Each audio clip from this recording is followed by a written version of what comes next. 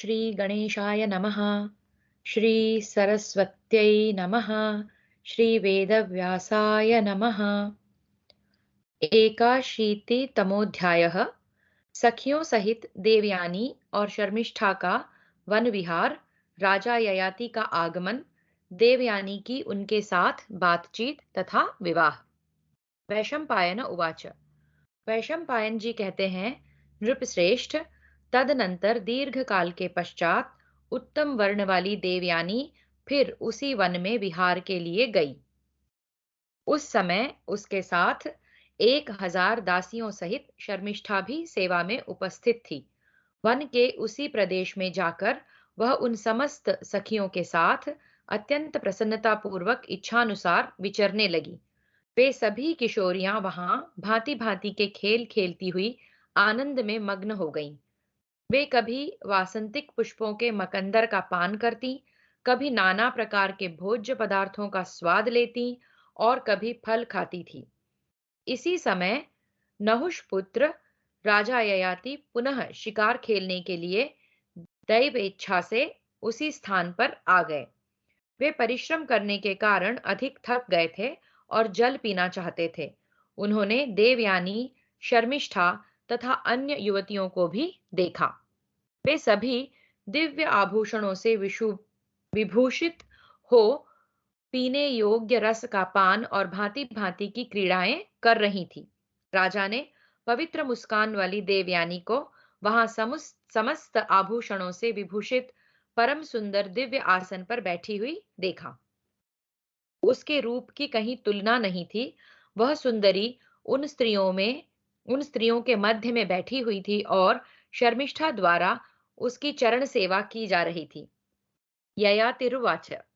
ययाति ने पूछा, 2,000 कुमारी सखियों से घिरी हुई कन्याओं, मैं आप दोनों के गोत्र और नाम पूछ रहा हूं। शुभे, आप दोनों अपना परिचय दें।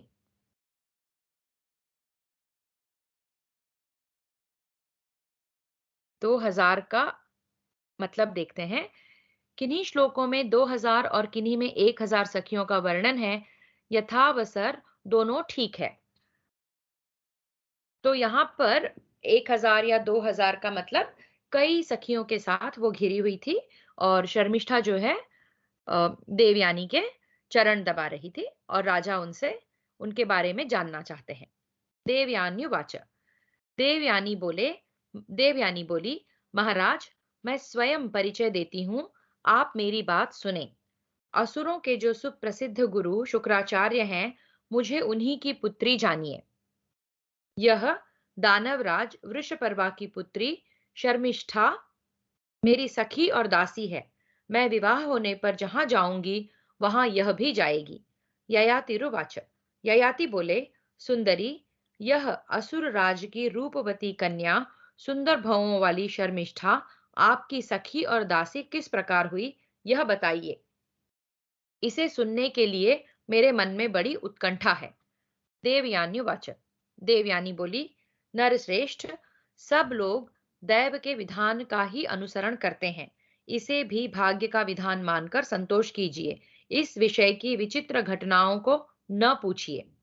आपके रूप और वेश राजा के समान है और आप ब्राह्मी वाणी यानी कि विशुद्ध संस्कृत भाषा बोल रहे हैं।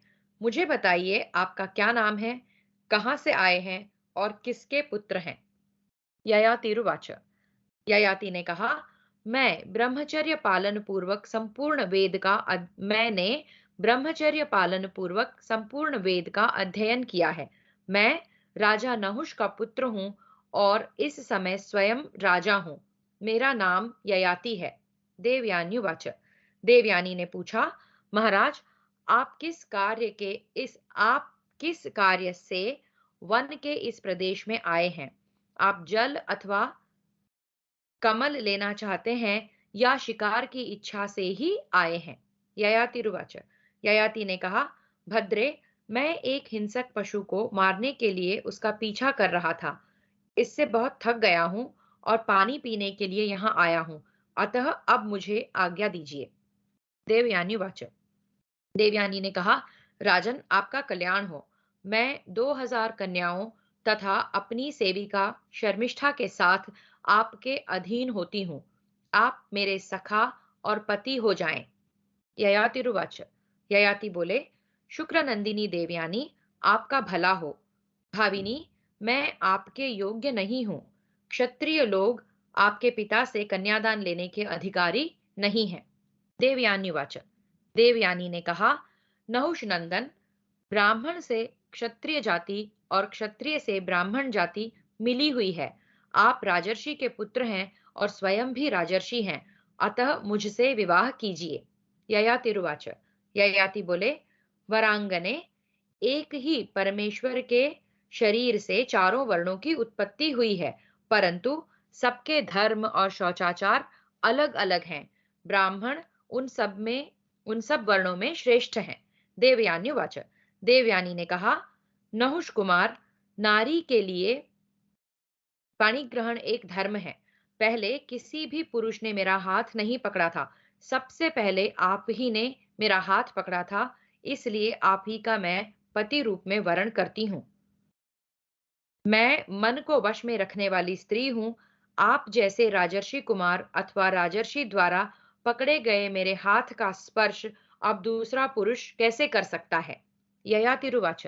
ययाति बोले, देवी, विज्ञ पुरुषों को चाहिए कि वह ब्राह्मण को क्रोध में भरे हुए विषधर सर्प तथा सब ओर से प्रज्वलित अग्नि से भी अधिक दुर्धर्ष एवं भयंकर समझें। देवयान्युवाच। देवयानी कहती है, पुरुष प्रवर ब्राह्मण विषधर सर्प सब ओर से प्रज्वलित होने वाली अग्नि से भी दुर्धर्ष एवं भयंकर है। यह बात आपने कैसे कही? ययातिरुवाच। ययाति बोले, भद्रे, सर्प एक को ही मारता है, शस्त्र से भी एक ही व्यक्ति का वध होता है, परंतु क्रोध में भरा हुआ ब्राह्मण समस्त राष्ट्र और नगर का भी नाश कर देता है। भीरु, इसलिए मैं ब्राह्मण को अधिक दुर्धर्ष मानता हूं। अतः जब तक आपके पिता आपको मेरे हवाले न कर दें, तब तक मैं आपसे विवाह नहीं करूंगा। देवयान्युवाच। देवयानी ने कहा, राजन, मैंने आपका वरण कर लिया है। अब आप मेरे पिता के देने पर ही मुझसे विवाह करें। आप स्वयं तो उनसे याचना करते नहीं हैं, उनके देने पर ही मुझे स्वीकार करेंगे। अतः आपको उनके कोप का भय नहीं है। राजन, 2 घड़ी ठहर जाइए, मैं अभी पिता के पास संदेश भेजती हूँ। धाय, शीघ्र जाओ और मेरे ब्रह्म तुल्य पिता को यहाँ बुला ले आओ। उनसे यह भी कह देना कि देवयानी ने स्वयंवर की विधि से नहुष नंदन राजा ययाति का पति रूप में वरण किया है। वैशंपायन उवाच। वैशंपायन जी कहते हैं, राजन, इस प्रकार देवयानी ने तुरंत धाय को भेजकर अपने पिता को संदेश दिया। धाय ने जाकर शुक्राचार्य से सब बातें ठीक ठीक बता दी। सब समाचार सुनते ही शुक्राचार्य ने वहां आकर राजा को दर्शन दिया। विप्रवर शुक्राचार्य को आया देख राजा ययाति ने उन्हें प्रणाम किया और हाथ जोड़कर विनम्र भाव से खड़े हो गए। देवयान्युवाच। देवयानी बोली, तात, ये नहुष पुत्र राजा ययाति हैं। इन्होंने संकट के समय मेरा हाथ पकड़ा था। आपको नमस्कार है। आप मुझे इन्हीं की सेवा में समर्पित कर दें। मैं इस जगत में इनके सिवा दूसरे किसी पति का वरण नहीं करूंगी। शुक्र उवाच। शुक्राचार्य ने कहा, वीर नहुष नंदन, मेरी इस लाडली पुत्री ने तुम्हें पति रूप में वरण किया है, अतः मेरी दी हुई इस कन्या को तुम अपनी पटरानी के रूप में ग्रहण करो। ययातिरुवाच। ययाति बोले, भार्गव ब्रह्मन, मैं आपसे यह वर मांगता हूं कि इस विवाह में यह प्रत्यक्ष दिखने वाला वर्ण संकर जनित महान अधर्म मेरा स्पर्श न करे। शुक्र उवाच। शुक्राचार्य ने कहा, राजन, मैं तुम्हें अधर्म से मुक्त करता हूँ। तुम्हारी जो इच्छा हो वह वर मांग लो। इस विवाह को लेकर तुम्हारे मन में ग्लानि नहीं होनी चाहिए। मैं तुम्हारे सारे पाप को दूर करता हूँ। तुम सुंदरी देवयानी को धर्म पूर्वक अपनी पत्नी बनाओ और इसके साथ रहकर अतुल सुख एवं प्रसन्नता प्राप्त करो। महाराज, वृषपर्वा की पुत्री यह कुमारी शर्मिष्ठा भी तुम्हें समर्पित है। इसका सदा आदर करना, किंतु इसे अपनी सेज पर कभी न बुलाना। तुम्हारा कल्याण हो। इस शर्मिष्ठा को एकांत में बुलाकर न तो इससे बात करना और न इसके शरीर का स्पर्श ही करना। अब तुम विवाह करके इसे अपनी पत्नी बनाओ, इससे तुम्हें इच्छानुसार फल की प्राप्ति होगी। वैशंपायन उवाच।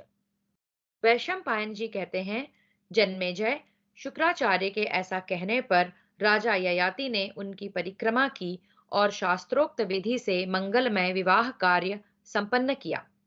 शुक्राचार्य से देवयानी जैसी उत्तम कन्या, शर्मिष्ठा और 2000 अन्य कन्याओं तथा महान वैभव को पाकर दैत्यों एवं शुक्राचार्य से पूजित हो उन महात्मा की आज्ञा ले नृपश्रेष्ठ ययाति बड़े हर्ष के साथ अपनी राजधानी को गए।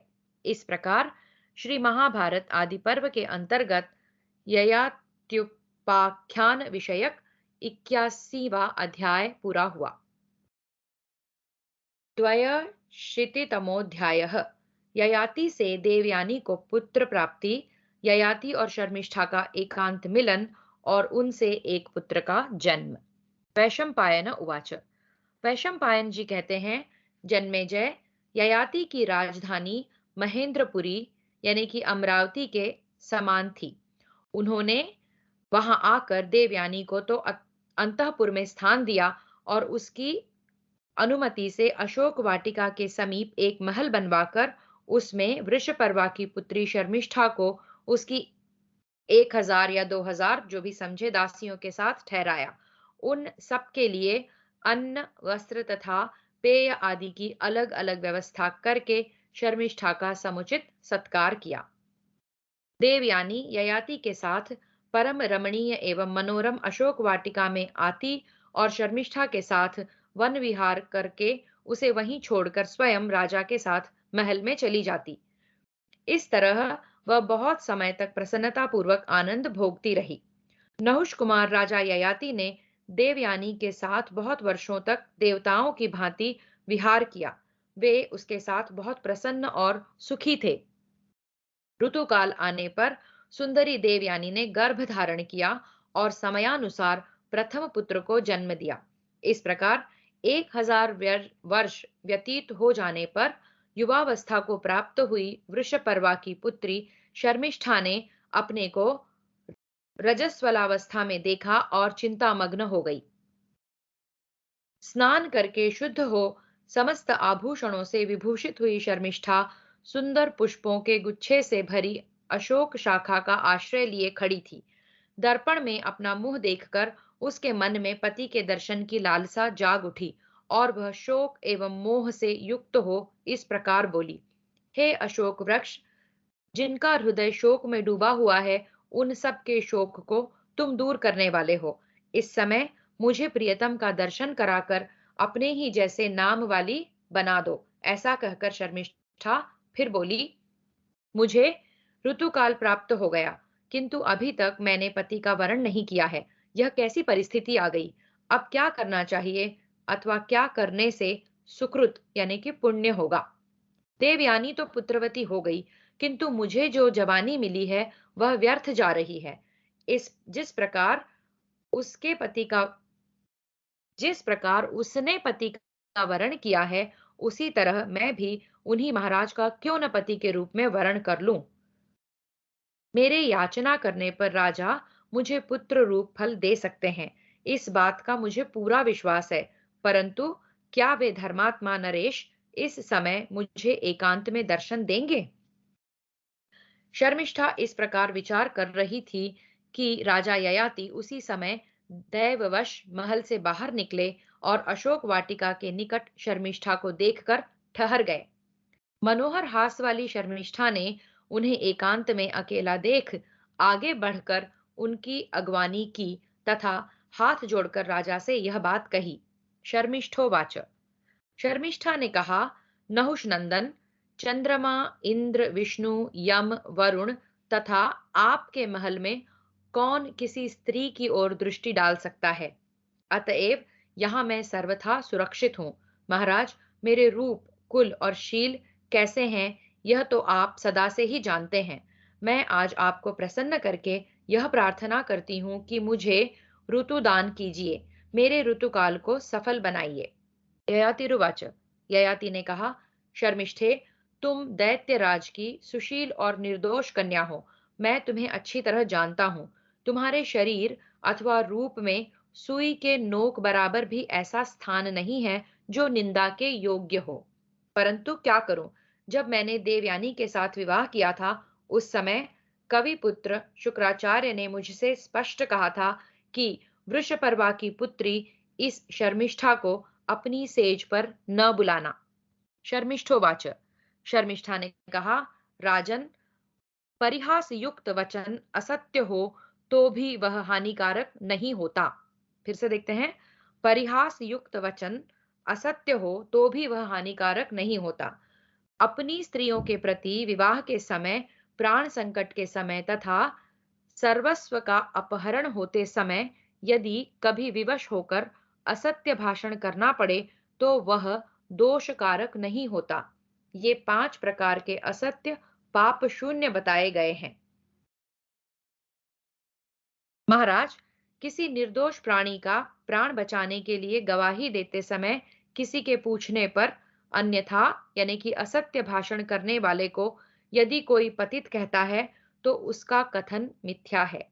परंतु जहां अपने और दूसरे दोनों के ही प्राण बचाने का प्रसंग उपस्थित हो, वहां केवल अपने प्राण बचाने के लिए मिथ्या बोलने वाले का असत्य भाषण उसका नाश कर देता है। ययातिरुवाच, ययाति बोले, देवी, सब प्राणियों के लिए राजा ही प्रमाण है। वह यदि झूठ बोलने लगे तो उसका नाश हो जाता है। अतः अर्थ संकट में पड़ने पर भी मैं झूठा काम नहीं कर सकता। शर्मिष्ठोवाच, शर्मिष्ठा ने कहा, राजन, अपना पति और सखी का पति दोनों बराबर माने गए हैं। सखी के साथ ही उसकी सेवा में रहने वाली दूसरी कन्याओं का भी विवाह हो जाता है। मेरी सखी ने आपको अपना पति बनाया है, अतः मैंने भी बना लिया। राजन, महर्षि शुक्राचार्य ने देवयानी के साथ मुझे भी यह कहकर आपको समर्पित किया है कि तुम इसका भी पालन पोषण और आदर करना। आप अपने वचन को मिथ्या न करें। महाराज, आप प्रतिदिन याचकों को जो सुवर्ण, मणि, रत्न, वस्त्र, आभूषण, गौ और भूमि आदि दान करते हैं, वह बाह्य दान कहा गया है। वह शरीर के आश्रित नहीं है। पुत्र दान और शरीर दान अत्यंत कठिन है। नहुष नंदन, शरीर दान से उपर्युक्त सब दान संपन्न हो जाते हैं। राजन, जिसकी जैसी इच्छा होगी उस मनुष्य को मैं मुंह मांगी वस्तु दूंगा। ऐसा कहकर आपने नगर में जो तीनों समय दान की घोषणा कराई है, वह मेरी प्रार्थना ठुकरा देने पर झूठी सिद्ध होगी। वह सारी घोषणा ही व्यर्थ समझी जाएगी। राजेंद्र, आप कुबेर की भांति अपनी उस घोषणा को सत्य कीजिए। ययातिरुवाच, ययाति बोले, याचकों को उनकी अभीष्ट वस्तुएं दी जाएं, ऐसा मेरा व्रत है। तुम भी मुझसे अपने मनोरथ की याचना करती हो, अतः बताओ मैं तुम्हारा कौन सा प्रिय कार्य करूं। शर्मिष्ठोवाच, शर्मिष्ठा ने कहा, राजन, मुझे अधर्म से बचाइए और धर्म का पालन कराइए। मैं चाहती हूँ आपसे संतानवती होकर इस लोक में उत्तम धर्म का आचरण करूं। महाराज, 3 व्यक्ति धन के अधिकारी नहीं हैं, पत्नी, दास और पुत्र। ये जो धन प्राप्त करते हैं वह उसी का होता है जिसके अधिकार में ये हैं। अतः पत्नी के धन पर पति का, सेवक के धन पर स्वामी का और पुत्र के धन पर पिता का अधिकार होता है। मैं देवयानी की सेविका हूँ और वह आपके अधीन है। अतः राजन, वह और मैं दोनों ही आपके सेवन करने योग्य हैं। अतः मेरा सेवन कीजिए। वैशंपायन उवाच, वैशंपायन जी कहते हैं, शर्मिष्ठा के ऐसा कहने पर राजा ने उसकी बातों को ठीक समझा। उन्होंने शर्मिष्ठा का सत्कार किया और धर्मानुसार उसे अपनी भार्या बनाया। फिर शर्मिष्ठा के साथ समागम किया और इच्छानुसार कामोपभोग करके एक दूसरे का आदर सत्कार करने के पश्चात दोनों जैसे आए थे वैसे ही अपने अपने स्थान पर चले गए। सुंदर भाव तथा मनोहर मुस्कान वाली शर्मिष्ठा ने उस समागम में नृपश्रेष्ठ ययाति से पहले पहल गर्भ धारण किया। जन्मेजय तदनंतर समय आने पर कमल के समान नेत्रों वाली शर्मिष्ठा ने देव देव बालक जैसे सुंदर एक कमल नयन कुमार को उत्पन्न किया। इस प्रकार श्री महाभारत आदि पर्व के अंतर्गत संभव पर्व में ययात्युपाख्यान विषयक 82वां अध्याय पूरा हुआ। 83तमोध्यायः देवयानी और शर्मिष्ठा का संवाद। ययाति से शर्मिष्ठा के पुत्र होने की बात जानकर देवयानी का रूठकर पिता के पास जाना। शुक्राचार्य का ययाति को बूढ़े होने का शाप देना। वैशंपायन उवाच। वैशंपायन जी कहते हैं, जन्मेजय, पवित्र मुस्कान वाली देवयानी ने जब सुना कि शर्मिष्ठा के पुत्र हुआ है, तब वह दुख से पीड़ित हो शर्मिष्ठा के व्यवहार को लेकर बड़ी चिंता करने लगी। वह शर्मिष्ठा के पास गई और इस प्रकार बोली। देवयान्युवाच। देवयानी ने कहा, सुंदर भावों वाली शर्मिष्ठे, तुमने काम लोलुप होकर यह कैसा पाप कर डाला? शर्मिष्ठोवाच। शर्मिष्ठा बोली, सखी, कोई धर्मात्मा ऋषि आए थे जो वेदों के पारंगत विद्वान थे। मैंने उन वरदायक ऋषि से धर्मानुसार काम की याचना की। शुचिस्मिते, मैं न्याय विरुद्ध काम का आचरण नहीं करती। उन ऋषि से ही मुझे संतान पैदा हुई है, यह तुमसे सत्य कहती हूँ। देवयान्युवाच। देवयानी ने कहा, भीरु, यदि ऐसी बात है तो बहुत अच्छा हुआ। क्या उन द्विज के गोत्र, नाम और कुल का कुछ परिचय मिला है? मैं उनको जानना चाहती हूँ। शर्मिष्ठोवाच। शर्मिष्ठा बोली, शुचिस्मिते, वे अपने तप और तेज से सूर्य की भांति प्रकाशित हो रहे थे। उन्हें देखकर मुझे कुछ पूछने का साहस नहीं हुआ। देवयान्युवाच। देवयानी ने कहा, शर्मिष्ठे, यदि ऐसी बात है, यदि तुमने ज्येष्ठ और श्रेष्ठ द्विज से संतान प्राप्त की है, तो तुम्हारे ऊपर मेरा क्रोध नहीं रहा। वैशंपायन उवाच। वैशंपायन जी कहते हैं, जन्मेजय, वे दोनों आपस में इस प्रकार बातें करके हंस पड़ी। देवयानी को प्रतीत हुआ कि शर्मिष्ठा ठीक कहती है, अतः वह चुपचाप महल में चली गई। राजा ययाति ने देवयानी के गर्भ से 2 पुत्र उत्पन्न किए, जिनके नाम थे यदु और तुर्वसु। वे दोनों दूसरे इंद्र और विष्णु की भांति प्रतीत होते थे। उन्हीं राजर्षि से वृषपर्वा की पुत्री शर्मिष्ठा ने 3 पुत्रों को जन्म दिया, जिनके नाम थे द्रुह्यु, अनु और पुरु। राजन, तदनंतर किसी समय पवित्र मुस्कान वाली देवयानी ययाति के साथ एकांत वन में गई। वहां उसने देवताओं के समान सुंदर रूप वाले कुछ बालकों को निर्भय होकर क्रीड़ा करते देखा। उन्हें देखकर आश्चर्यचकित हो वह इस प्रकार बोली। देवयान्युवाच। देवयानी ने पूछा, राजन, ये देव बालकों के तुल्य शुभ लक्षण संपन्न कुमार किसके हैं? तेज और रूप में तो ये मुझे आप ही के समान जान पड़ते हैं। वैशंपायन उवाच। वैशंपायन जी कहते हैं, जन्मेजय, राजा से इस प्रकार पूछकर उसने उन कुमारों से प्रश्न किया। देवयान्युवाच। देवयानी ने पूछा, बच्चों, तुम्हारे कुल का नाम क्या है? तुम्हारे पिता कौन है? यह मुझे ठीक ठीक बताओ। मैं तुम्हारे पिता का नाम सुनना चाहती हूँ। सुंदरी देवयानी के इस प्रकार पूछने पर उन बालकों ने पिता का परिचय देते हुए तर्जनी उंगली से उन्हीं नृपश्रेष्ठ ययाति को दिखा दिया और शर्मिष्ठा को अपनी माता बताया। वैशंपायन उवाच। वैशंपायन जी कहते हैं, ऐसा कहकर वे सब बालक एक साथ राजा के समीप आ गए, परंतु उस समय देवयानी के निकट राजा ने उनका अभिनंदन नहीं किया, उन्हें गोद में नहीं उठाया। तब वे बालक रोते हुए शर्मिष्ठा के पास चले गए। उनकी बातें सुनकर राजा ययाति लज्जित से हो गए।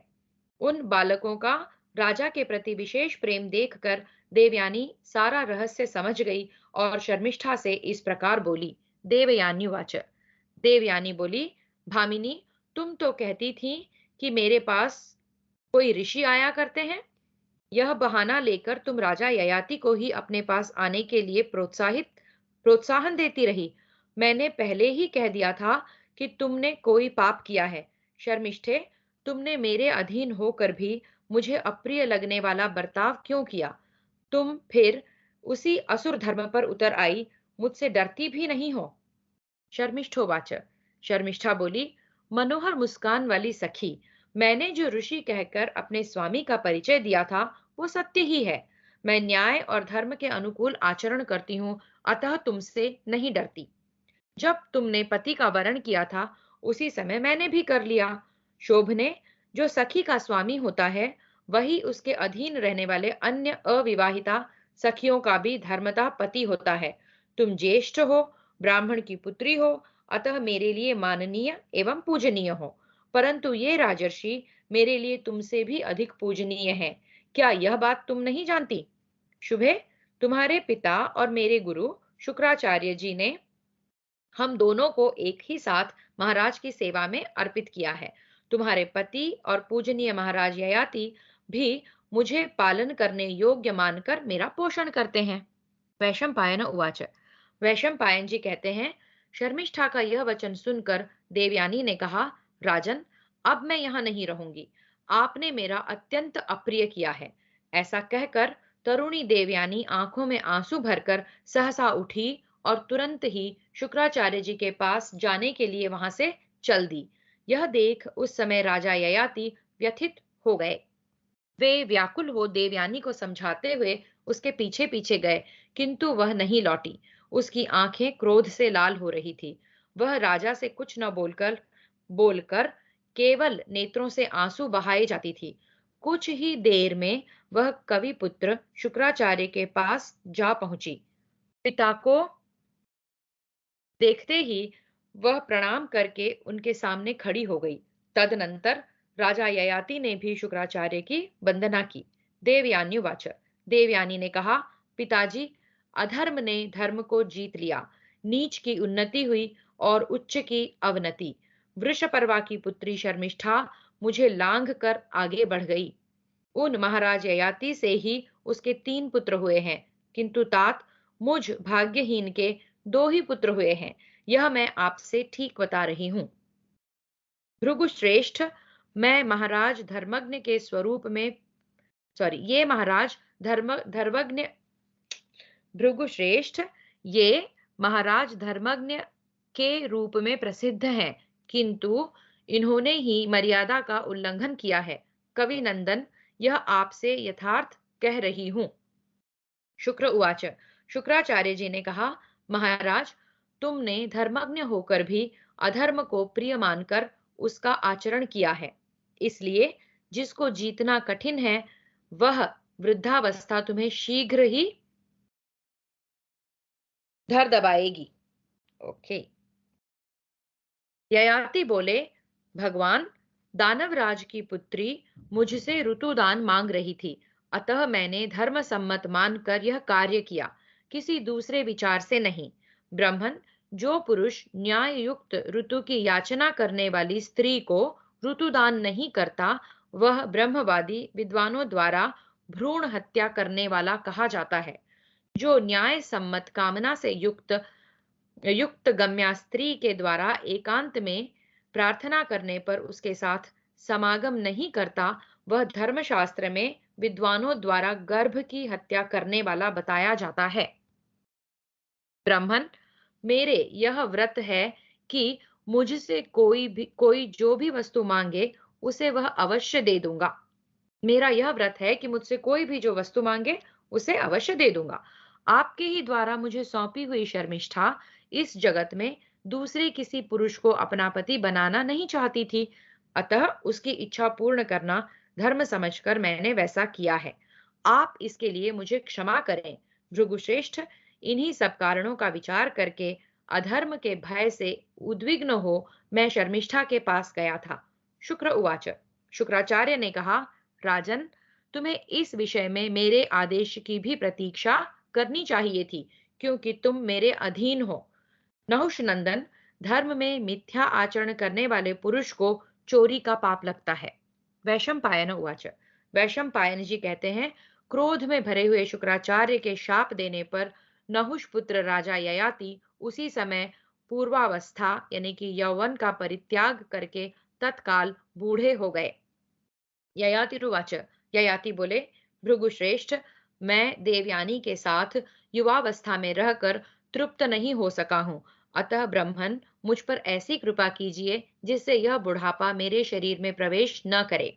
शुक्र उवाच, शुक्राचार्य जी ने कहा, भूमिपाल, मैं झूठ नहीं बोलता, बूढ़े तो तुम हो ही गए, किंतु तुम्हें इतनी सुविधा देता हूँ कि यदि चाहो तो किसी दूसरे से जवानी लेकर इस बुढ़ापे को उसके शरीर में डाल सकते हो।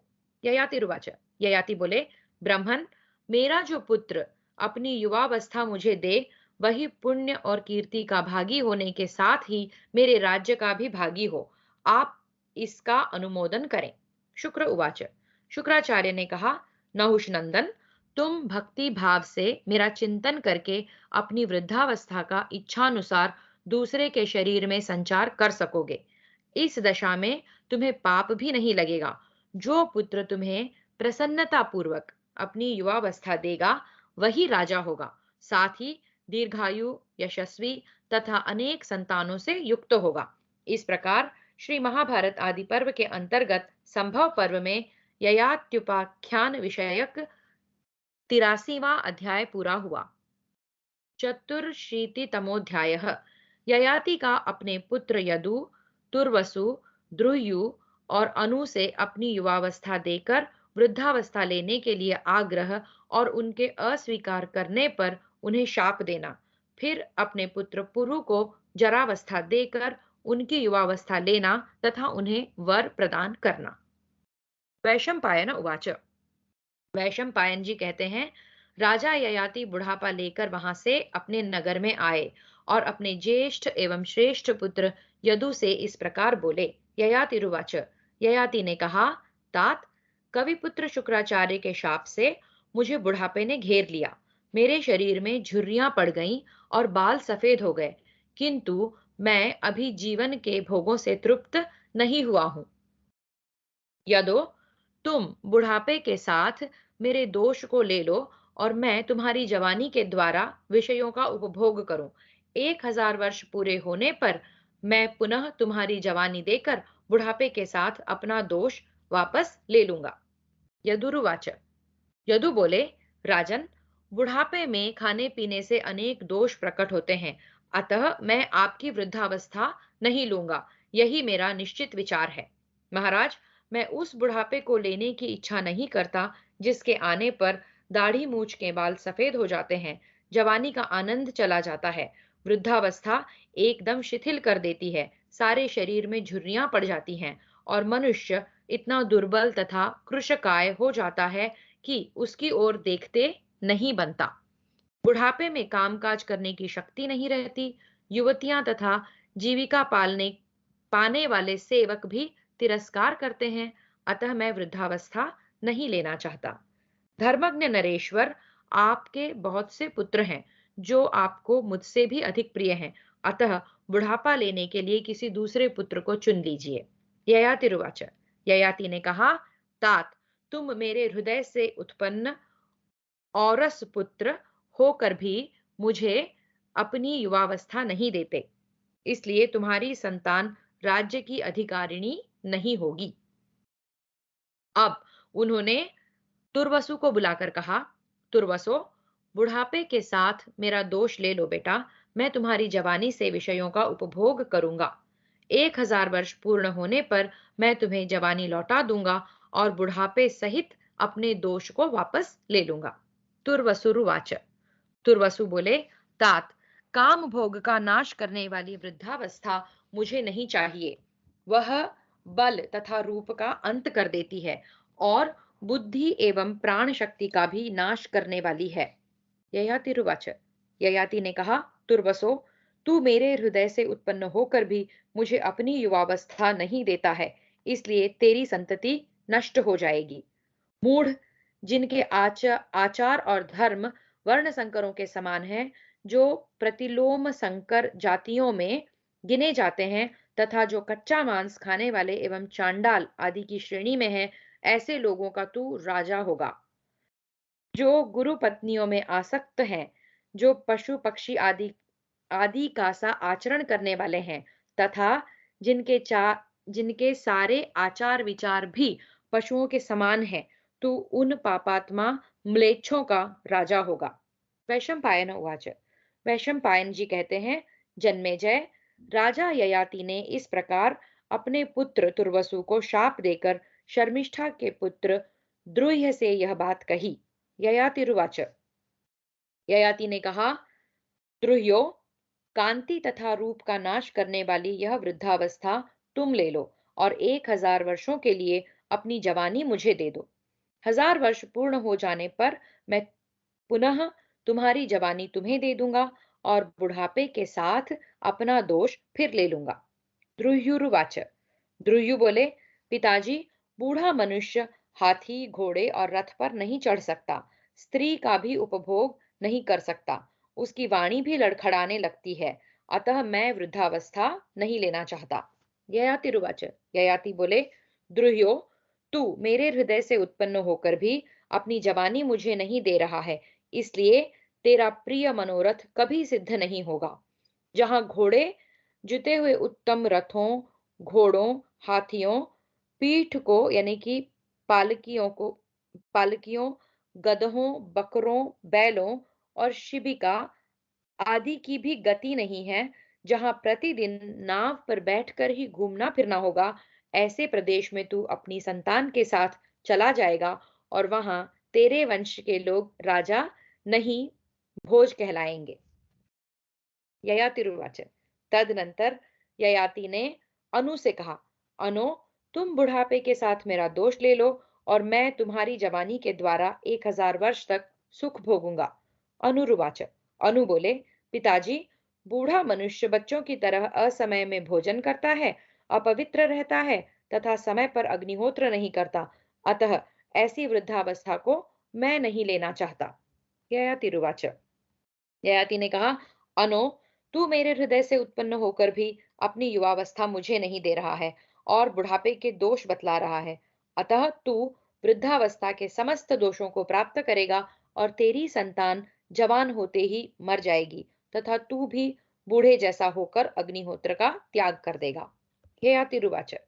ययाति ने पुरु से कहा, पुरो, तुम मेरे प्रिय पुत्र हो, गुणों में तुम श्रेष्ठ होगे, तात मुझे बुढ़ापे ने घेर लिया, सब अंगों में झुर्रियां पड़ गईं और सिर के बाल सफेद हो गए। बुढ़ापे के ये सारे चिन्ह मुझे एक ही साथ प्राप्त हुए हैं। कवि पुत्र शुक्राचार्य के शाप से मेरी यह दशा हुई है, किंतु मैं जवानी के भोगों से अभी तृप्त नहीं हुआ हूँ। पुरो, तुम बुढ़ापे के साथ मेरे दोष को ले लो और मैं तुम्हारी युवावस्था लेकर उसके द्वारा कुछ काल तक विषय भोग करूंगा। 1000 वर्ष पूरे होने पर मैं तुम्हें पुनः तुम्हारी जवानी दे दूंगा और बुढ़ापे के साथ अपना दोष ले लूंगा। वैशंपायन उवाच। वैशंपायन जी कहते हैं, ययाति के ऐसा कहने पर पुरु ने अपने पिता से विनय पूर्वक कहा, महाराज, आप मुझे जैसा आदेश दे रहे हैं, आपके उस वचन का मैं पालन करूंगा। गुरुजनों की आज्ञा का पालन मनुष्य के लिए पुण्य, स्वर्ग तथा आयु प्रदान करने वाला है। गुरु के ही प्रसाद से इंद्र ने तीनों लोकों का शासन किया है। गुरु स्वरूप पिता की अनुमति प्राप्त करके मनुष्य संपूर्ण कामनाओं को पा लेता है। राजन, मैं बुढ़ापे के साथ आपका दोष ग्रहण कर लूंगा। आप मुझसे जवानी ले लें और इच्छानुसार विषयों का उपभोग करें। मैं वृद्धावस्था से आच्छादित हो आपकी आयु एवं रूप धारण करके रहूंगा और आपको जवानी देकर आप मेरे लिए जो आज्ञा देंगे उसका पालन करूंगा। ययातिरुवाच। ययाति बोले, वत्स, पुरो, मैं तुम पर प्रसन्न हूँ और प्रसन्न होकर तुम्हें यह वर देता हूँ, तुम्हारे राज्य में सारी प्रजा समस्त कामनाओं से संपन्न होगी। ऐसा कहकर महातपस्वी ययाति ने शुक्राचार्य का स्मरण किया और अपनी वृद्धावस्था महात्मा पुरु को देकर उनकी युवावस्था ले ली। इस प्रकार श्री महाभारत आदि पर्व के अंतर्गत संभव पर्व में ययात्युपाख्यान विषयक 84वां अध्याय पूरा हुआ। पंचाशीतितमोऽध्यायः। राजा ययाति का विषय सेवन और वैराग्य तथा पुरु का राज्याभिषेक करके वन में जाना। वैशंपायन उवाच। वैशंपायन जी ने कहा, जन्मेजय, नहुष के पुत्र नृपश्रेष्ठ ययाति ने पुरु की युवावस्था से अत्यंत प्रसन्न होकर अभीष्ट विषय भोगों का सेवन आरंभ किया। राजेंद्र, उनकी जैसी कामना होती, जैसा उत्साह होता और जैसा समय होता, उसके अनुसार वे सुखपूर्वक धर्मानुकूल भोगों का उपभोग करते। वास्तव में उसके योग्य वे ही थे। उन्होंने यज्ञों द्वारा देवताओं को, श्राद्धों से पितरों को इच्छा के अनुसार अनुग्रह करके दीन दुखियों को और मुंह मांगी भोग्य वस्तुएं देकर श्रेष्ठ ब्राह्मणों को तृप्त किया। वे अतिथियों को अन्न और जल देकर, वैश्यों को उनके धन वैभव की रक्षा करके, शूद्रों को दया भाव से, लुटेरों को कैद करके तथा संपूर्ण प्रजा को धर्म पूर्वक संरक्षण द्वारा प्रसन्न रखते थे। इस प्रकार साक्षात दूसरे इंद्र के समान राजा ययाति ने समस्त प्रजा का पालन किया। वे राजा सिंह के समान पराक्रमी और नवयुवक थे। संपूर्ण विषय उनके अधीन थे और वे धर्म का विरोध न करते हुए उत्तम सुख का उपभोग करते थे। वे नरेश शुभ भोगों को प्राप्त करके पहले तो तृप्त एवं आनंदित होते थे, परंतु जब यह बात ध्यान में आती कि ये 1000 वर्ष भी पूरे हो जाएंगे, तब उन्हें बड़ा खेद होता था। काल तत्व को जानने वाले पराक्रमी राजा ययाति एक एक कला और काष्ठा की गिनती करके 1000 वर्षों के समय की अवधि का स्मरण रखते थे। राजर्षि ययाति 1000 वर्षों की जवानी पाकर नंदन वन में विश्वाची अप्सरा के साथ रमण करते और प्रकाशित होते थे। वे अलकापुरी में तथा उत्तर दिशावर्ती मेरु शिखर पर भी इच्छानुसार विहार करते थे। धर्मात्मा नरेश ने जब देखा कि समय अब पूरा हो गया, तब वे अपने पुत्र पुरु के पास आकर बोले,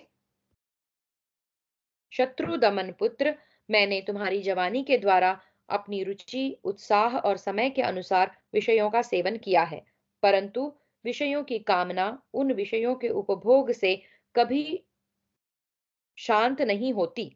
फिर से देखते हैं, परंतु विषयों की कामना उन विषयों के उपभोग से कभी शांत नहीं होती, अपितु घी की आहुति पड़ने से अग्नि की भांति वह अधिकाधिक बढ़ती ही जाती है। इस पृथ्वी पर जितने भी धान, जौ, स्वर्ण, पशु और स्त्रियां हैं, वे सब एक मनुष्य के लिए भी पर्याप्त नहीं है। अतः तृष्णा का त्याग कर देना चाहिए।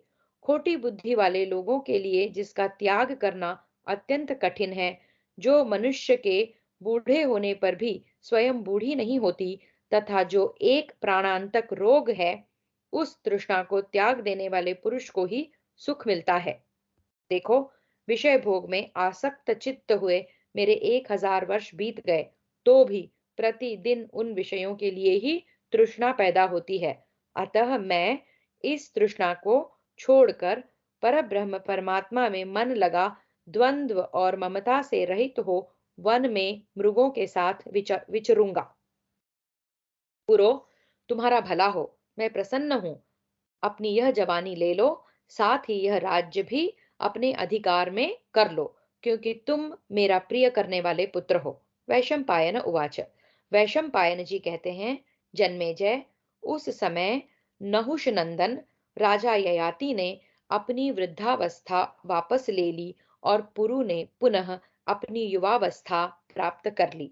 जब ब्राह्मण आदि वर्णों ने देखा कि महाराज ययाति अपने छोटे पुत्र पुरु को राजा के पद पर अभिषिक्त करना चाहते हैं, तब उनके पास आकर इस प्रकार बोले, प्रभो, शुक्राचार्य के नाती और देवयानी के ज्येष्ठ पुत्र यदु के होते हुए उन्हें लांघ कर आप पुरु को राज्य क्यों देते हैं?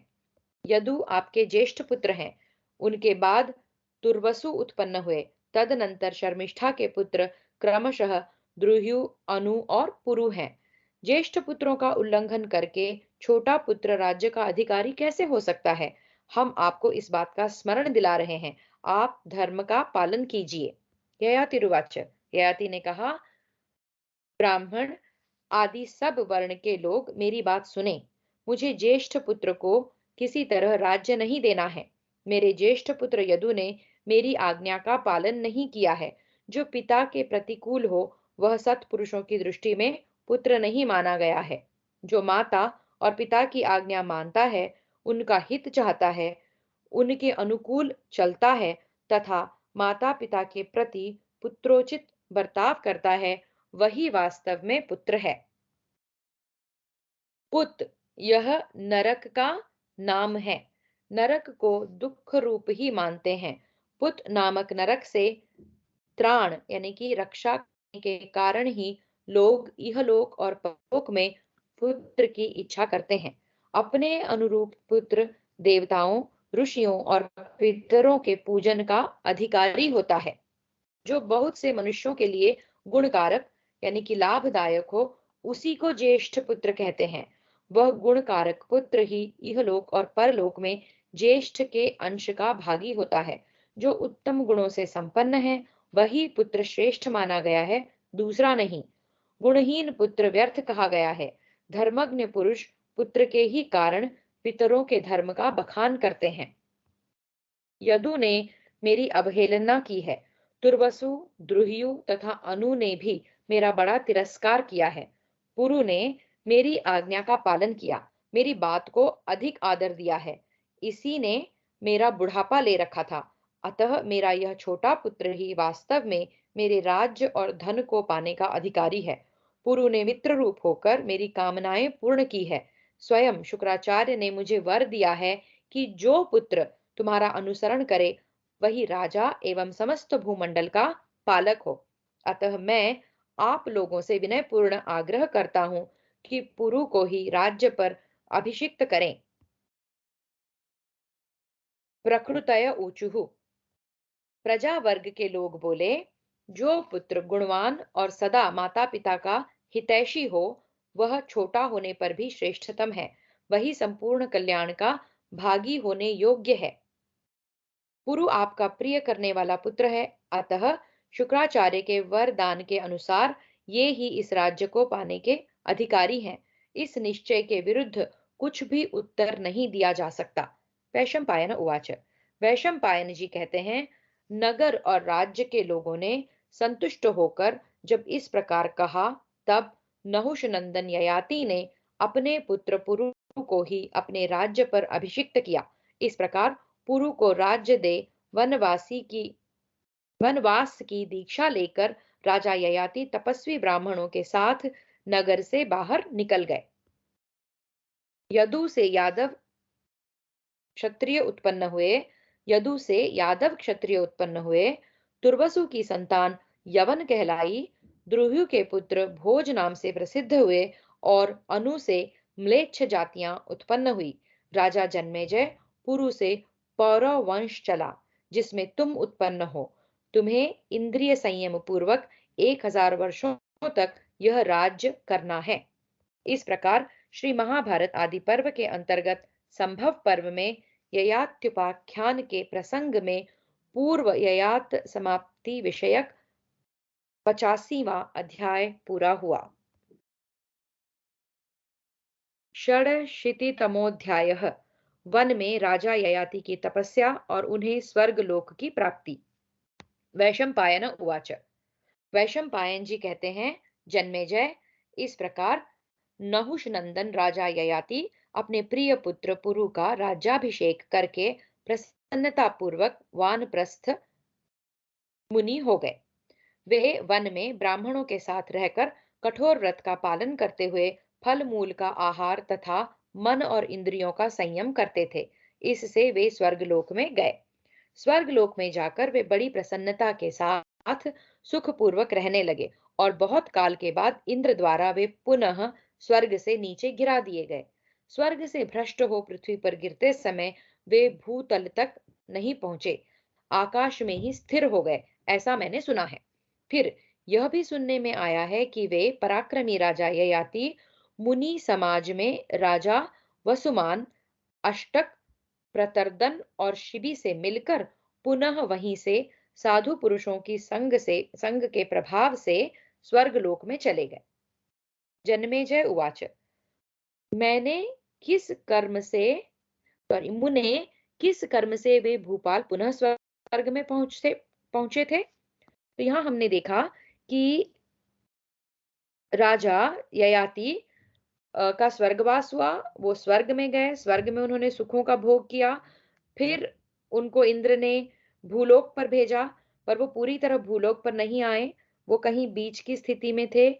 कुछ ऋषि मुनियों के साथ मिलकर उन्होंने कुछ समय बिताया और फिर वापस अ, वो जो है साधु पुरुषों के संग के प्रभाव से पुनः स्वर्गलोक चले गए।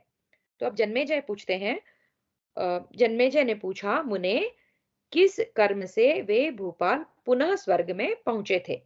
विप्रवर, मैं ये सारी बातें पूर्ण रूप से यथावत सुनना चाहता हूँ। इन ब्रह्मर्षियों के समीप आप इस प्रसंग का वर्णन करें। कुरुवंश की वृद्धि करने वाले अग्नि के समान तेजस्वी राजा ययाति देवराज इंद्र के समान थे। उनका यश चारों ओर फैला था। मैं उन सत्य कीर्ति महात्मा ययाति का चरित्र, जो इहलोक और स्वर्गलोक में सर्वत्र प्रसिद्ध है, सुनना चाहता हूँ। वैशंपायन उवाच। वैशंपायन जी ने कहा, जन्मेजय, ययाति की उत्तम कथा इहलोक और स्वर्गलोक में भी पुण्यदायक है। वह सब पापों का नाश करने वाली है। मैं तुमसे उसका वर्णन करता हूँ। नहुष पुत्र महाराज ययाति ने अपने छोटे पुत्र पुरु को राज्य पर अभिषिक्त करके यदु आदि अन्य पुत्रों को सीमांत यानी कि किनारे के देशों में रख दिया। फिर बड़ी प्रसन्नता के साथ वे वन में गए। वहां फल मूल का आहार करते हुए उन्होंने दीर्घ काल तक वन में निवास किया। उन्होंने अपने मन को शुद्ध करके क्रोध पर विजय पाई और प्रतिदिन देवताओं तथा पितरों का तर्पण करते हुए वानप्रस्थाश्रम की विधि से शास्त्रीय विधान के अनुसार अग्निहोत्र प्रारंभ किया। वे राजा शिलोंछ वृत्ति का आश्रय ले यज्ञशेष अन्न का भोजन करते थे। भोजन से पूर्व वन में उपलब्ध होने वाले फल मूल आदि हविष्य के द्वारा अतिथियों का आदर सत्कार करते थे। राजा को इसी वृत्ति से रहते हुए पूरे 1000 वर्ष बीत गए। उन्होंने मन और वाणी पर संयम करके 30 वर्षों तक केवल जल का आहार किया। राजा को इसी वृत्ति से यानी कि हवन करते हुए केवल फल मूल और हविष्य अ, अ,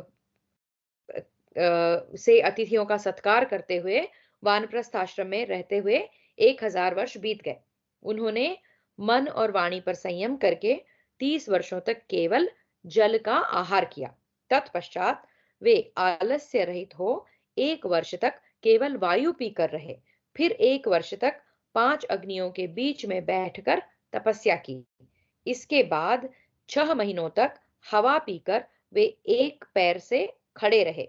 तदनंतर पुण्य कीर्ति महाराज ययाति पृथ्वी और आकाश में अपना यश फैलाकर स्वर्गलोक में चले गए। इस प्रकार श्री महाभारत आदि पर्व के अंतर्गत संभव पर्व में उत्तर ययाति विषयक 86वां अध्याय पूरा हुआ। सप्तशीतितमोऽध्यायः। इंद्र के पूछने पर ययाति का अपने पुत्र पुरु को दिए हुए उपदेश की चर्चा करना। वैशंपायन उवाच। वैशंपायन जी कहते हैं, जन्मेजय, स्वर्गलोक में जाकर महाराज ययाति देव भवन में निवास करने लगे। वहां देवताओं, साध्य गणों, मरुद गणों तथा वसुओं ने उनका बड़ा स्वागत सत्कार किया। सुना जाता है कि पुण्यात्मा तथा जितेंद्रिय राजा ययाति देवलोक और ब्रह्मलोक में भ्रमण करते हुए वहां दीर्घ काल तक रहे। एक दिन नृपश्रेष्ठ ययाति देवराज इंद्र के पास आए। दोनों में वार्तालाप हुआ और अंत में इंद्र ने राजा ययाति से पूछा। शक्र उवाच। इंद्र ने पूछा, राजन, जब पुरु तुमसे वृद्धावस्था लेकर तुम्हारे स्वरूप से इस पृथ्वी पर विचरण करने लगा, तुम सत्य कहो, उस समय राज्य देकर तुमने उसको क्या आदेश दिया था। ययातिरुवाच। ययाति ने कहा, देवराज, मैंने अपने पुत्र पुरु से कहा था कि बेटा, गंगा और यमुना के बीच का यह सारा प्रदेश तुम्हारे अधिकार में रहेगा। यह पृथ्वी का मध्य भाग है। इसके तुम राजा होगे और तुम्हारे भाई सीमांत देशों के अधिपति होंगे। देवेंद्र, इसके बाद मैंने यह आदेश दिया कि मनुष्य दीनता, शठता और क्रोध न करे, कुटिलता, मात्सर्य और वैर्य कहीं न करे। माता पिता, विद्वान, तपस्वी तथा क्षमाशील पुरुष का बुद्धिमान मनुष्य कभी अपमान न करे। शक्तिशाली पुरुष सदा क्षमा करता है, शक्तिहीन मनुष्य सदा क्रोध करता है। दुष्ट मानव साधु पुरुष से और दुर्बल अधिक बलवान से द्वेष रखता है। कुरूप मनुष्य रूपवान से, निर्धन धनवान से, अकर्मण्य कर्मनिष्ठ से और अधार्मिक धर्मात्मा से द्वेष करता है। इसी प्रकार गुणहीन मनुष्य गुणवान से डाह रखता है। इंद्र, यह कली का लक्षण है। क्रोध करने वालों से वह पुरुष श्रेष्ठ है जो कभी क्रोध नहीं करता। इसी प्रकार असहनशील से सहनशील उत्तम है। मनुष्येतर प्राणियों से मनुष्य श्रेष्ठ है और मूर्खों से विद्वान उत्तम है। यदि कोई किसी की निंदा करता या उसे गाली देता हो तो वह भी बदले में निंदा या गाली गलौज न करे, क्योंकि जो गाली या निंदा सह लेता है उस पुरुष का आंतरिक दुख ही गाली देने वाले या अपमान करने वाले को जला डालता है, साथ ही उसके पुण्य को भी वह ले लेता है। क्रोधवश किसी के मर्म स्थान में चोट न पहुंचाए। ऐसा बर्ताव न करें जिससे किसी को मार्मिक पीड़ा हो। किसी के प्रति कठोर बात भी मुंह से न निकाले। अनुचित अनुचित उपाय से शत्रु को भी वश में न करें। जो जी को जलाने वाली हो, जिससे दूसरे को उद्वेग होता हो, ऐसी बात मुंह से न बोले, क्योंकि पापी लोग ही ऐसी बातें बोला करते हैं।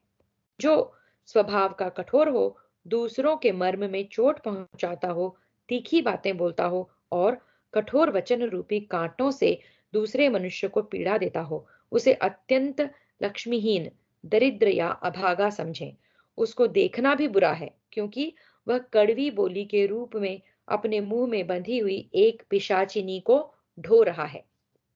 अपना बर्ताव और व्यवहार ऐसा रखें जिससे साधु पुरुष सामने तो सत्कार करें ही, पीठ पीछे भी उनके द्वारा अपनी रक्षा हो। दुष्ट लोगों की कही हुई अनुचित बातें सदा सह लेनी चाहिए तथा श्रेष्ठ पुरुषों के सदाचार का आश्रय लेकर साधु पुरुषों के व्यवहार को ही अपनाना चाहिए। दुष्ट मनुष्य के मुख से कटु वचन रूपी बाण सदा छूटते रहते हैं, जिनसे आहत होकर मनुष्य रात दिन शोक और चिंता में डूबा रहता है। वे वाग बाण दूसरों के मर्म स्थानों पर ही चोट करते हैं। अतः विद्वान पुरुष दूसरों के प्रति ऐसी कठोर वाणी का प्रयोग न करें। सभी प्राणियों के प्रति दया और मैत्री का बर्ताव, दान और सबके प्रति मधुर वाणी का प्रयोग, तीनों लोकों में इनके समान कोई वशीकरण नहीं है। इसलिए कभी कठोर वचन न बोलें, सदा सांत्वना पूर्ण मधुर वचन ही बोलें। पूजनीय पुरुष का पूजन आदर सत्कार करें, दूसरों को दान दें और स्वयं कभी किसी से कुछ न मांगे। इस प्रकार श्री महाभारत आदि पर्व के अंतर्गत संभव पर्व में उत्तर ययात विषयक 87वां अध्याय पूरा हुआ। हरि ओम। अष्टाशीतितमोऽध्यायः। ययाति का स्वर्ग से पतन और अष्टक का उनसे प्रश्न करना। इंद्र उवाच। इंद्र ने कहा, राजन, तुम संपूर्ण कर्मों को समाप्त करके घर छोड़कर वन में चले गए थे। अतः नहुष पुत्र ययाते, मैं तुमसे पूछता हूं कि तुम तपस्या में किसके समान हो गए, किसके समान हो। ययातिरुवाच।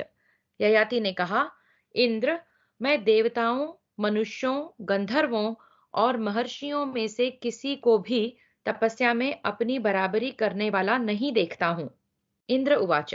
इंद्र बोले, राजन, तुमने अपने समान अपने से बड़े और छोटे लोगों का प्रभाव न जानकर सबका तिरस्कार किया है।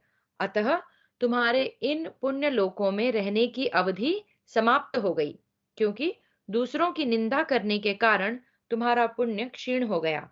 इसलिए अब तुम यहां से नीचे गिरोगे। ययातिरुवाच। ययाति ने कहा, देवराज इंद्र, देवता, ऋषि, गंधर्व और मनुष्य आदि का अपमान करने के कारण यदि मेरे पुण्य लोक क्षीण हो गए हैं, तो इंद्रलोक से भ्रष्ट होकर मैं साधु पुरुषों के बीच में गिरने की इच्छा करता हूँ। इंद्र उवाच। इंद्र बोले, राजा ययाति, तुम यहाँ से च्युत होकर साधु पुरुषों के समीप गिरोगे और वहां अपनी खोई हुई प्रतिष्ठा पुनः प्राप्त कर लोगे। यह सब जानकर तुम फिर कभी अपने बराबर तथा अपने से बड़े लोगों का अपमान न करना। वैशंपायन उवाच। वैशंपायन जी कहते हैं, जन्मेजय, तदनंतर देवराज इंद्र के सेवन करने योग्य पुण्य लोक का परित्याग करके राजा ययाति नीचे गिरने लगे। उस समय राजर्षियों में श्रेष्ठ अष्टक ने उन्हें गिरते देखा। वे उत्तम धर्म विधि के पालक थे। उन्होंने ययाति से कहा, अष्टक उवाच। अष्टक ने पूछा, इंद्र के समान सुंदर रूप वाले तरुण पुरुष तुम कौन हो? तुम अपने तेज से अग्नि की भांति देदीप्यमान हो रहे हो।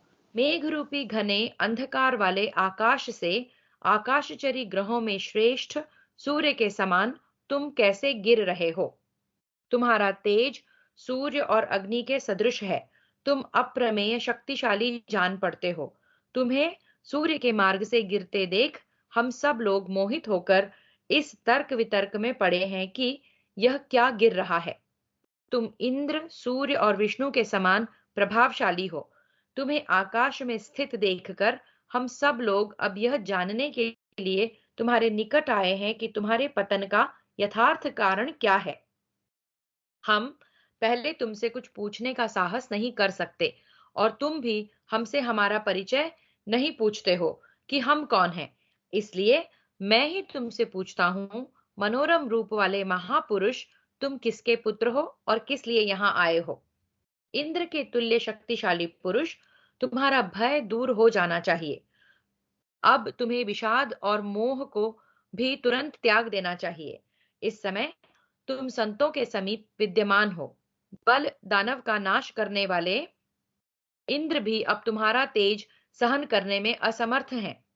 देवेश्वर इंद्र के समान तेजस्वी महानुभाव, सुख से वंचित होने वाले साधु पुरुषों के लिए सदा संत ही परम आश्रय है। वे स्थावर और जंगम सब प्राणियों पर शासन करने वाले सत्पुरुष यहाँ एकत्र हुए हैं। तुम अपने समान पुण्यात्मा संतों के बीच में स्थित हो।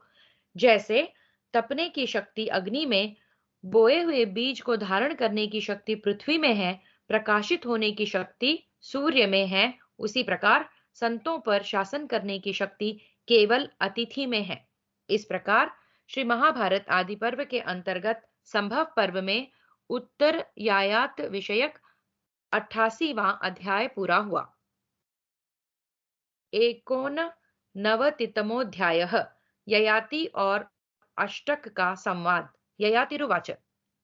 ययाति ने कहा, महात्मन, मैं नहुष का पुत्र और पुरु का पिता ययाति हूँ। समस्त प्राणियों का अपमान करने से मेरा पुण्य क्षीण हो जाने के कारण मैं देवताओं, सिद्धों तथा महर्षियों के लोक से च्युत होकर नीचे गिर रहा हूँ। मैं आप लोगों से अवस्था में बड़ा हूं, अतः आप लोगों को प्रणाम नहीं कर रहा हूं। द्विजातियों में जो विद्या, तप और अवस्था में बड़ा होता है, वह पूजनीय माना जाता है। अष्टक उवाच। अष्टक बोले, राजन, आपने कहा है कि जो अवस्था में बड़ा हो वही अधिक सम्माननीय कहा जाता है, परंतु द्विजों में तो जो विद्या और तपस्या में बढ़ा चढ़ा हो वही पूज्य होता है। ययातिरुवाच। ययाति ने कहा, पाप को पुण्य कर्मों का नाशक बताया जाता है। वह नरक की प्राप्ति कराने वाला है और वह उद्दंड पुरुषों में ही देखा जाता है। दुराचारी पुरुषों के दुराचार का श्रेष्ठ पुरुष अनुसरण नहीं करते हैं। पहले के साधु पुरुष भी उन श्रेष्ठ पुरुषों के ही अनुकूल आचरण करते थे। मेरे पास पुण्य रूपी बहुत धन था, किंतु दूसरों की निंदा करने के कारण वह सब नष्ट हो गया। अब मैं चेष्टा करके भी उसे नहीं पा सकता। मेरी इस दुरावस्था को समझ बूझकर जो आत्म कल्याण में संलग्न रहता है, वही ज्ञानी और वही धीर है। जो मनुष्य बहुत धनी होकर उत्तम यज्ञों द्वारा भगवान की आराधना करता है, संपूर्ण विद्याओं को पाकर जिसकी बुद्धि विनय युक्त है, तथा जो वेदों को पढ़कर अपने शरीर को तपस्या में लगा देता है, वह पुरुष मोह रहित होकर स्वर्ग में जाता है। महान धन पाकर कभी हर्ष से उल्लासित न हो, वेदों का अध्ययन करें किंतु अहंकारी न बने। बस जीव जगत में भिन्न भिन्न स्वभाव वाले बहुत से प्राणी हैं, वे सभी इस जीव जगत में भिन्न भिन्न स्वभाव वाले बहुत से प्राणी हैं, वे सभी प्रारब्ध के अधीन हैं। अतः उनके धनादि पदार्थों के लिए किए हुए उद्योग और अधिकार सभी व्यर्थ हो जाते हैं। इसलिए धीर पुरुष को चाहिए कि वह अपनी बुद्धि से प्रारब्ध ही बलवान है, यह जानकर दुख या सुख जो भी मिले उसमें विकार को प्राप्त न हो। जीव जो सुख अथवा दुख पाता है, वह प्रारब्ध से ही प्राप्त होता है, अपनी शक्ति से नहीं। अतः प्रारब्ध को ही बलवान मानकर मनुष्य किसी प्रकार भी हर्ष अथवा शोक न करे, दुखों से संतप्त न हो और सुखों से हर्षित न हो। धीर पुरुष सदा समभाव से ही रहे और भाग्य को ही प्रबल मानकर किसी प्रकार चिंता एवं हर्ष के वशीभूत न हो। अष्टक, मैं कभी भय में पड़कर मोहित नहीं होता, मुझे कोई मानसिक संताप भी नहीं होता, क्योंकि मैं समझता हूं कि विधाता इस संसार में मुझे जैसे रखेगा वैसे ही रहूंगा। स्वेदज, अंडज, उद्भिज, सरीसृप, कृमि, कृमि, जल में रहने वाले मत्स्य आदि जीव तथा पर्वत, तृण और काष्ठ, ये सभी प्रारब्ध भोग का सर्वथा क्षय हो जाने पर अपनी प्रकृति को प्राप्त हो जाते हैं। अष्टक, मैं सुख तथा दुख दोनों की अनित्यता को जानता हूं, फिर मुझे संताप हो तो कैसे? मैं क्या करूं और क्या करके संतप्त न होऊं, इन बातों की चिंता छोड़ चुका हूं। अतः सावधान रहकर शोक संताप को अपने से दूर रखता हूं। जो दुख में खिन्न नहीं होता, सुख में मतवाला नहीं हो उठता और सबके साथ समान भाव से बर्ताव करता है, वह धीर कहा गया है। विज्ञ मनुष्य बुद्धि से प्रारब्ध को अत्यंत बलवान समझकर यहाँ किसी भी विषय में अधिक आसक्त नहीं होता। विज्ञ मनुष्य बुद्धि से प्रारब्ध को अत्यंत बलवान समझकर यहाँ किसी भी विषय में अधिक आसक्त नहीं होता। वैशंपायन उवाच। वैशंपायन जी कहते हैं, जन्मेजय, राजा ययाति समस्त सद्गुणों से संपन्न थे और नाते में अष्टक के नाना लगते थे। वे अंतरिक्ष में वैसे ही ठहरे हुए थे मानो स्वर्गलोक में हो। जब उन्होंने उपर्युक्त बातें कही, तब अष्टक ने उनसे पुनः प्रश्न किया। अष्टक उवाच। अष्टक बोले, महाराज, आपने जिन प्रधान लोकों में रहकर जितने समय तक वहां के सुखों का भली भांति उपभोग किया है, उन सब का मुझे यथार्थ परिचय दीजिए। राजन, आप तो महात्माओं की भांति धर्मों का उपदेश कर रहे हैं। ययातिरुवाच। ययाति ने कहा, अष्टक, मैं पहले समस्त भूमंडल में प्रसिद्ध चक्रवर्ती राजा था। तदनंतर सत्कर्मों द्वारा बड़े बड़े लोकों पर मैंने विजय प्राप्त की और उनमें 1000 वर्षों तक निवास किया। इसके बाद उनसे भी उच्चतम लोकों में जा पहुंचा। वहां 100 योजन विस्तृत और 1000 दरवाजों से युक्त इंद्र की रमणीय पुरी प्राप्त हुई। उसमें मैंने केवल 1000 वर्षों तक निवास किया और उसके बाद उससे भी ऊंचे लोक में गया। तदनंतर लोकपालों के लिए भी दुर्लभ प्रजापति के उस दिव्य लोक में जा पहुंचा, जहां जरावस्था का प्रवेश नहीं है। वहां 1000 वर्ष तक रहा, फिर उससे भी उत्तम लोक में चला गया। वह देवाधिदेव ब्रह्मा जी का धाम था। वह देवाधिदेव ब्रह्मा जी का धाम था। वहां मैं अपनी इच्छा के अनुसार भिन्न भिन्न लोकों में विहार करता हुआ संपूर्ण देवताओं से सम्मानित होकर रहा। उस समय मेरा प्रभाव और तेज देवेश्वरों के समान था। इसी प्रकार मैं नंदनवन में इच्छानुसार रूप धारण करके अप्सराओं के साथ विहार करता हुआ 10 लाख वर्षों तक रहा। वहां मुझे पवित्र गंध और मनोहर रूप वाले वृक्ष देखने को मिले जो फूलों से लदे हुए थे। वहां रहकर मैं देवलोक के सुखों में आसक्त हो गया। तदनंतर बहुत अधिक समय बीत जाने पर एक भयंकर रूपधारी देवदूत आकर मुझसे ऊंची आवाज में 3 बार बोला, गिर जाओ, गिर जाओ, गिर जाओ। राज शिरोमणे, मुझे इतना ही ज्ञात हो सका है। तदनंतर पुण्य पुण्य क्षीण हो जाने के कारण मैं नंदन वन से नीचे गिर पड़ा। नरेंद्र, उस समय मेरे लिए शोक करने वाले देवताओं की अंतरिक्ष में यह दया भरी वाणी सुनाई पड़ी। अहो, बड़े कष्ट की बात है कि पवित्र कीर्ति वाले ये पुण्यकर्मा महाराज ययाति पुण्य क्षीण होने के कारण नीचे गिर रहे हैं। तब नीचे गिरते हुए मैंने उनसे पूछा, देवताओं, मैं साधु पुरुषों के बीच गिरूं, इसका क्या उपाय है? तब देवताओं ने मुझे आपकी यज्ञ भूमि का परिचय दिया। मैं इसी को देखता हुआ तुरंत यहाँ आ पहुंचा हूँ। यज्ञ भूमि का परिचय देने वाली भविष्य की सुगंध का अनुभव तथा धूम प्रांत का अवलोकन करके मुझे बड़ी प्रसन्नता और सांत्वना मिली है। इस प्रकार श्री महाभारत आदि पर्व के अंतर्गत संभव पर्व में उत्तर ययाति विषयक 89वां अध्याय पूरा हुआ। हरि ओम।